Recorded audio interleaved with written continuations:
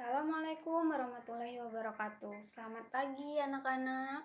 Hari ini kita akan belajar tema 2, selalu berhemat energi. Tujuan dari pembelajaran ini, siswa mampu mengidentifikasi manfaat energi matahari dalam kehidupan sehari-hari. Siswa mampu mengolah informasi dalam bentuk peta pikiran. Siswa mampu menjelaskan pemanfaatan jagung dalam kehidupan sehari-hari. Siswa mampu mengidentifikasi perubahan energi angin, dan siswa mampu mengidentifikasi informasi dalam teks petunjuk. Baiklah, energi itu sangat penting bagi kehidupan kita. Semua makhluk hidup membutuhkan energi. Tahukah kamu sumber-sumber energi yang ada? Nah, kita akan mempelajarinya bersama di dalam video ini. Oke, silakan perhatikan gambar berikut. Ini adalah aktivitas yang dilakukan oleh manusia, tumbuhan, dan lingkungan menggunakan sinar matahari. Nah, anak-anak silakan diperhatikan apa saja aktivitasnya, bagaimana penggunaan matahari ya dalam gambar ini. Nanti kita akan kaitkan dengan pembelajaran kita. Oke, kita lanjutkan. Energi matahari dalam kehidupan sehari-hari. Nah, sebelum kita membahas energi matahari, kita harus tahu dulu apa itu energi. Energi adalah kemampuan untuk melakukan kerja. Energi dihasilkan oleh sumber energi. Sumber energi terbesar bagi bumi adalah matahari. Matahari merupakan sumber energi panas dan cahaya. Contoh manfaat matahari sebagai sumber energi. Yang pertama, matahari menguapkan air di permukaan bumi dalam peristiwa daur air. Yang kedua, panas matahari mempertahankan suhu atmosfer bumi sehingga sesuai untuk kehidupan makhluk hidup.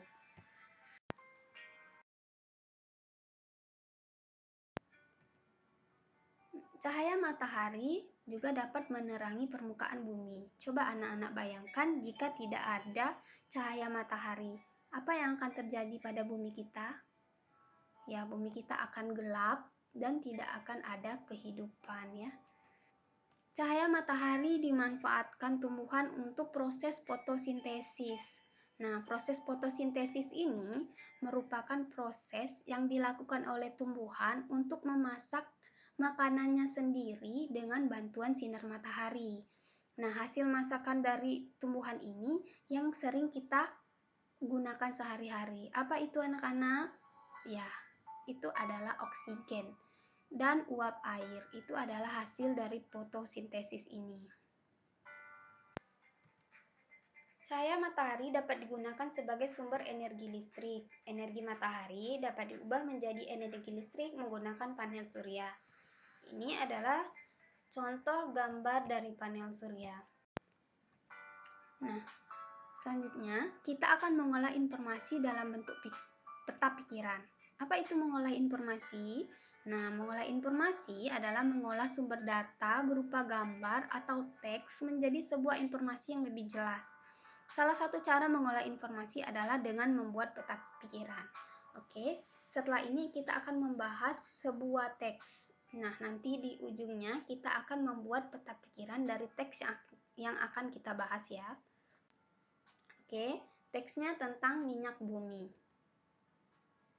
Nah, minyak bumi termasuk sumber daya alam yang terkandung di dalam perut bumi.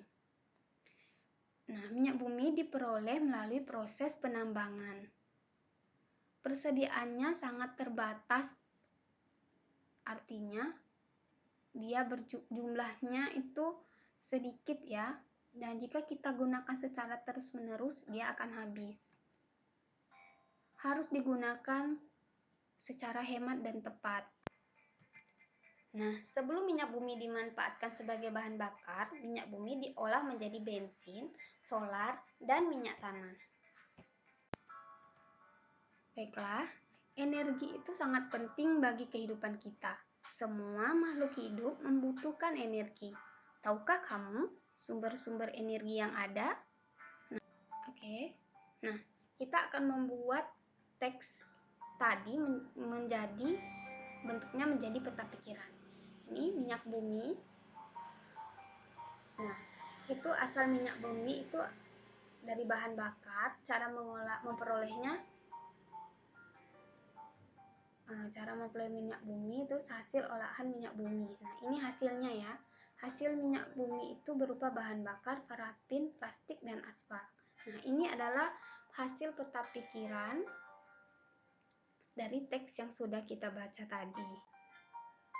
Nah, energi panas matahari adalah salah satu sumber daya alam yang melimpah. Tumbuhan seperti jagung juga merupakan sumber daya alam yang harus dibudidayakan. Sumber daya alam tersebut diberikan Tuhan untuk umat manusia.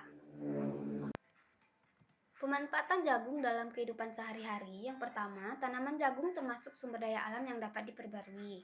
Yang kedua, jagung mempunyai banyak manfaat, misalnya sebagai bahan makanan. Yang ketiga, jagung dimanfaatkan sebagai bahan makanan pokok pengganti nasi. Jagung juga dimanfaatkan sebagai bahan kerajinan.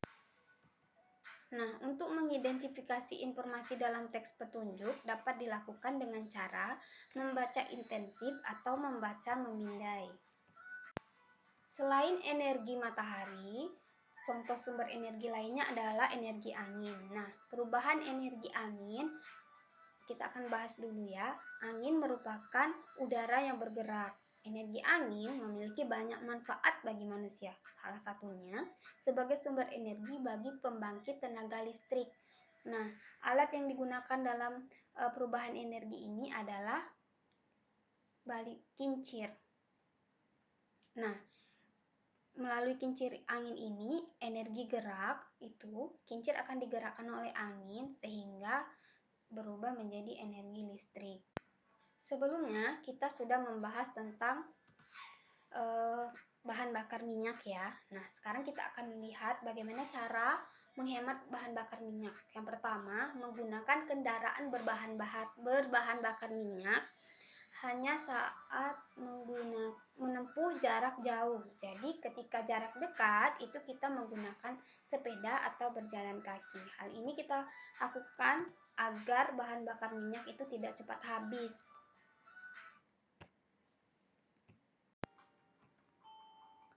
Nah, sekarang sebelum kita memasuki tugas, Ibu akan menjelaskan sedikit ya.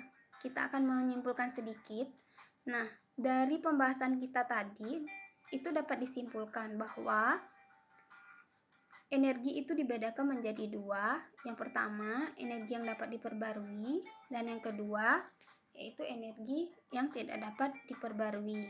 Kalau yang dapat diperbarui, contohnya matahari, angin, dan sebagainya. Ada air juga ya, tapi kita belum membahasnya.